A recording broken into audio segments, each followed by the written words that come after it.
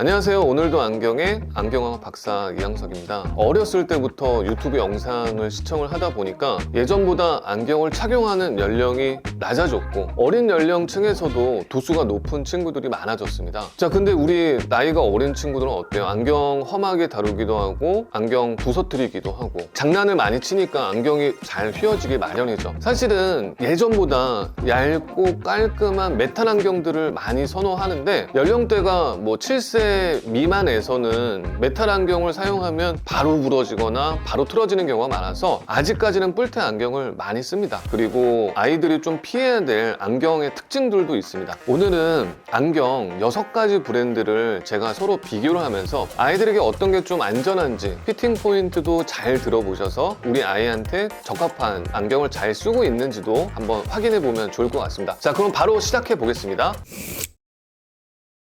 먼저 가장 많은 류의 안경이 이런 특징들을 갖고 있을 겁니다. 코받침이 보통 일체형으로 이렇게 제작이 되어 있거나 아니면은 나사라던가 아니면 실리콘으로 이쪽을 덧대어서 또는 사이즈가 좀 작은 거를 끼워 넣어서 코받침대가 제작이 되어 있을 거고 안경의 전면부를 고정하는 다리 부분이 이렇게 이어져 있는 것들이 이제 많을 겁니다. 자, 근데 우리 6세 미만의 어린아이들은 어때요? 내가 사이즈를 작은 안경을 선택을 하는 것도 물론 중요하지만 더 중요한 거는 뭐냐, 우리 코에서부터 귀를 감싸는 요 끝쪽 바지의 부분이 우리 아이에게 얼마나 적합한지를 봐야 합니다. 우리 보통 사이즈가 작은 안경이라고 다리까지 작다? 그런 경우는 또 많이 없습니다. 성인보다는 상대적으로 안경 다리가 일률적이게 정해져 있어서요. 얼굴이 좀 작은 친구들은 귀를 감싸는 부분에서 안경이 꺾여져야 되는데 지금 이 안경 같은 경우는 여기에 꺾여져 있죠. 근데 보통 보면은 어린 아이들이 안경을 오버사이즈로 착용한다고 하더라도 혹은 안경을 정사이즈로 착용한다고 하더라도 어쨌거나 귀를 감싸는 부분에서 안경 다리가 꺾여져야 되는데 이 부분이 짧은 친구들이 굉장히 많습니다. 이렇게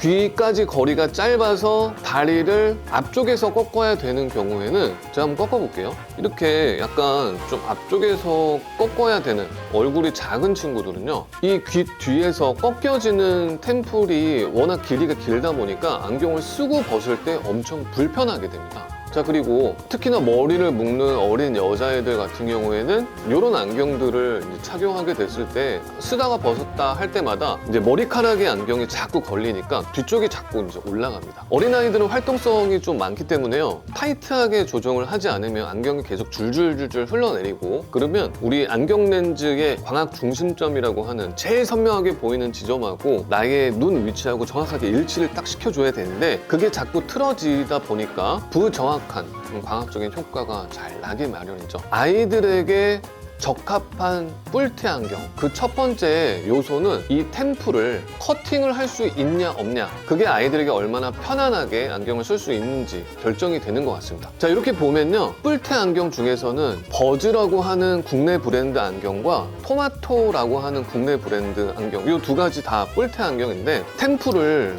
자를 수 있도록 설계가 되어 있습니다. 그러다 보니까 마지막 피팅 단계에서 안경 다리를 잘라서 피팅을 하면 되다 보니까 조금 더 편안하게 안경을 쓸 수 있다라고 하는 것이고요. 그리고 이제 수입 브랜드 안경 중에서는 이서리얼이라고 하는 브랜드랑 요 스위스플렉스라고 하는 브랜드가 다리를 자를 수 있도록 설계가 다 되어 있습니다. 그래서 이렇게 안경의 끝쪽을 자를 수 있는 것이 더 편안하다 보니까 착용감 측면에서 저희 안경사들도 안경을 많이 권해드리고요, 우리 부모님들도 많이 선호를 하는 것 같습니다. 이렇게 좀 다리가 많이 꺾여져 있으면 좀 이상하잖아요. 그리고 두 번째, 코받침이 실리콘으로 제작이 된 게 좋은 것 같습니다. 이 실리콘으로 제작이 된 거는요, 코에 압박감을 좀 많이 주지 않습니다. 착화감이 아주 이제 좋다라고 하는 거고, 이제 아이들도 코 기둥의 높이와 넓이가 다 다르다 보니까 개인적으로는 이렇게 일체형으로 나오는 것보다는 실리콘 소재로 해서 코받침이 제작이 된 게 이거 역시도 커스텀 피팅이 가능합니다. 회사에서는 이렇게 나오는데요, 안경사분들 이거 모르는 분들 많더라고요. 연결되는 부분을 손톱으로 이렇게 누르고 나서요, 코받침을 이렇게 꺾어주면 아이들 코 형태나 높이에 맞춰서 안경테를 조정을 할 수가 있습니다. 뿔테지만 코받침을 실리콘 소재나 아니면 피팅이 가능한 알스테이트 소재로 제작된 것들이 아이들이 썼을 때 안착감이 더 좋고 커스텀 피팅이 가능하다 보니까 더 편하게 착용할 수 있는 것 같습니다. 근데 개 중에는요, 이 실리콘 코패드를 그냥 코 기둥에다 끼워서 하는 제품들이 있습니다. 얘는 이서리얼 아까 말씀드렸던 브랜드인데 이건 사실 제가 매장에서 판매를 가급적 잘 하지 않는 제품 중에 하나고요. 왜냐하면 얘가 코 기둥에 코받침을 끼워서 하는 방식이 IC 베를린이라던가 마이키타 같은 여타의 수입 브랜드에서 많이 하는 방식들인데 아이들이 워낙 장난을 많이 치다 보니까 한 달 이내에 재방문을 해서 코받침을 교체하는 경우, 뭐 코받침 분실하는 경우 정말 많더라고요. 그래서 코 기둥에 살짝 끼워서 코 받침을 고정하는 방식보다는 이렇게 중간 지점을 코받침을 끼워서 하는 방식이나 혹은 제일 좋은 거는요, 이렇게 나사를 해가지고 단단하게 고정하는 경우가 있습니다. 이런 것들이 코받침에 대한 내구성이 더 좋으니까 이제 부모님들 참고하시고요. 개 중에는 버즈 안경, 국내 안경인데 이것처럼 아까 뭐 스위스 플렉스나 버즈 같은 경우에는 요 브릿지 뒤쪽에다가 얘를 꼽아서 하는데요. 이게 자꾸 떨어진다고 본드로 여기를 순간 접착제로 이제 바르시는 분들이 있습니다. 그런 경우에는 이 코받침을 교체를 할 수가 없으니까 그렇게 하면 절대 안 되고요. 만약에 이 코받침이 잘 떨어진다면 UV 본드를 이용해서 이 뒤쪽을 살짝 고정해 줍니다. UV 본드 같은 경우에는 히팅을 가하면 열을 좀 드라이기나 아니면 우리 안경원에 있는 히팅기로 히팅을 가하면요, 쉽게 떨어집니다. 그러다 보니까 아이들이 좀 재방문을 적게 하도록, 또는 아이들이 이제 안경을 편안하게 쓰도록, 혹은 우리 부모님이 안경원을 잘 방문하지 않는 게 안경을 편하게 쓰고 있다고 하는 증거이니까 그렇게 하려면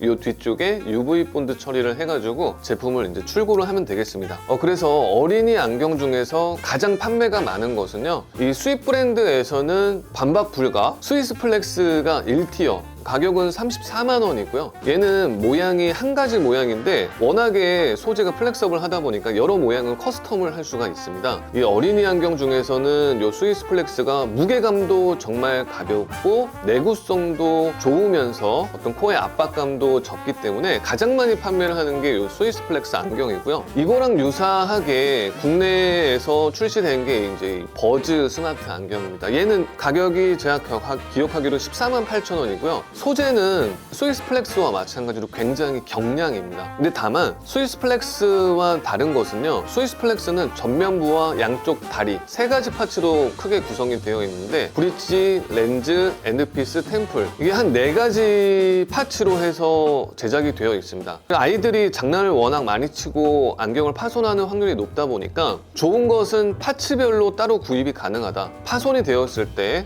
작은 부위를 바로 교체할 수 있다고 하는 간편하고 간단한 장점이 있고요. 그렇지만 단점은 스위스 플렉스보다 내구성이 좀 많이 떨어집니다. 그러다 보니까 뿔테 안경을 좋아하고 가볍고 흘러내리지 않는 안경을 선호하는 분들에게는 많이 추천을 드리지만, 만약에 아이 장난이 아주 심하다 그러면 저는 이제 버즈는 잘 판매를 안 하고 스위스 플렉스 안경을 많이 판매를 합니다. 자, 그리고 마지막으로 이 토마토 안경입니다. 얘는 가격이 제가 98,000원으로 알고 있는데요, 버즈나 스위스 플렉스보다 가격이 아주 착하죠. 특징은요, 두께감이 좀 있습니다. 그래서 얘가 가격이 제일 싼데 하지만 내구성은 가장 뛰어납니다. 단점은 무게가 좀 있어요. 이쁘지는 않습니다, 사실.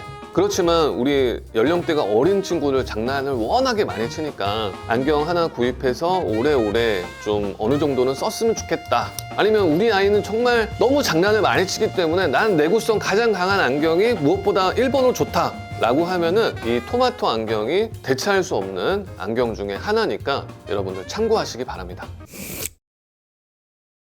자, 그럼 어떻게 피팅을 하는 게 좋은지 설명도 한번 해볼게요. 자, 이렇게 아이들 안경도 다리가 이렇게 길게 제작이 되어 있습니다. 코에서부터 귀까지의 거리를 내가 이제 보고 우리 아이한테, 우리 친구가 아이는 아니지만 어느 정도로 맞추면 좋을까라고 이제 지금 생각을 해서요, 다리를 이렇게 커팅을 해줍니다. 귀 뒤쪽을 자를 수 있도록 이 포인트들이 표시가 되어 있거든요. 자, 그렇게 해서 이렇게 해서 뒤쪽을 이제 잘라주고요. 그 다음에는 안경을 이렇게 씌우는 겁니다. 자, 근데 안경을 썼을 때 코 쪽을 먼저는 이제 바짝 붙여주고요. 그 다음에 안경을 내가 엄지를 이용해서 안경을 이렇게 뒤쪽으로 조금 움직여 봅니다. 성인들은 이격이 아주 조금은 이격을 두어야 아프지가 않는데 이렇게 플렉서블한 제품들은 유동이 있게 되면은 일상생활을 할 때 안경이 굉장히 많이 흘러내리기 마련입니다. 내가 이렇게 손을 넣어서 이격이 있는지 없는지 확인을 하고 이격이 만약에 있다면 안경을 더 짧게 해줘야 된다고 하는 거죠. 자, 그리고요. 이 어린이 안경들 보통 출시가 됐을 때는 이렇게 코받침에 날이 세워져 있는 형태가 대부분입니다. 자, 아까 제가 짧게 설명드렸다시피 이 고정하는 부분의 끝쪽을 손톱으로 강하게 눌러줍니다. 이 상태에서 코패드를 잡고 꺾으면 코받침이 이렇게 잘 꺾여집니다. 여기는 날이 좀 서 있고 이쪽에 있는 코패드를 보면은 눕혀져 있죠.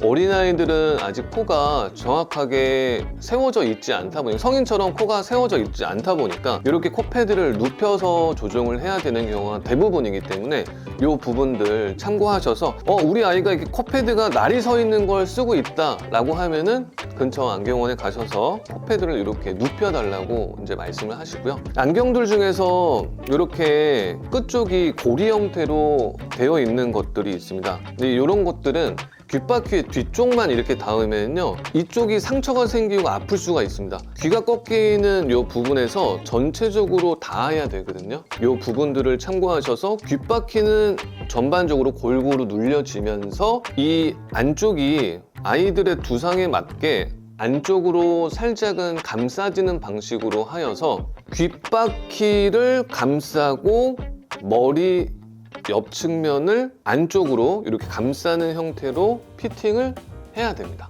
저희 오늘도 안경에서는 장난이 심한 어린아이들 안경을 착용해야 되는 경우에 어떤 안경 브랜드가 있는지, 그리고 어떤 안경이 좋은지, 어떤 안경은 피해야 하는지, 어떻게 안경을 피팅해야 되는지 한번 살펴봤습니다. 어린아이들은요 중학생이나 고등학생의 아이들보다 내가 현재 안경을 잘 착용하고 있는지 체크가 어려운 경우가 많습니다. 경험이 많이 없다 보니까 표현을 잘 못해서 부모님들이 체크를 해줘야 되는 경우가 많습니다. 그래서 오늘 영상이 도움이 좀 되셨으면 좋겠고, 다음에는 어린아이들에게 좀 괜찮을 만한 메탈 프레임 안경도 소개를 시켜드릴 테니까 구독과 좋아요 누르셔서 유익한 정보 얻으시기 바랍니다. 자, 오늘 영상은 이렇게 마치겠습니다. 오늘도 안경의 이양석 박사였습니다.